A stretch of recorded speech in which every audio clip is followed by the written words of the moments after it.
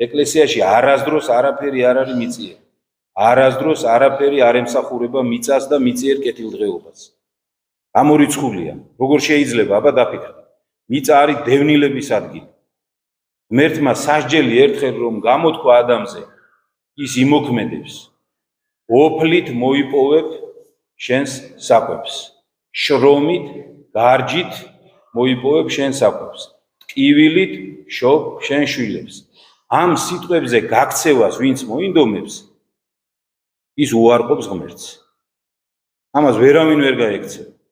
არც უნდა ეცადოს ადამიანი რომ გაექცეს ამ სიტყვებს. პირიქით, უნდა მიიღოს ეს სიტყვები და უნდა მიიღოს მადლობით.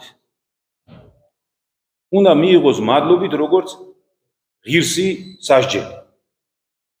და უნდა იცხოვროს ისე თავისი ცხოვრების გზა, როგორც დევნილების ქვეყანაში, როგორც სასჯელის ქვეყანაში.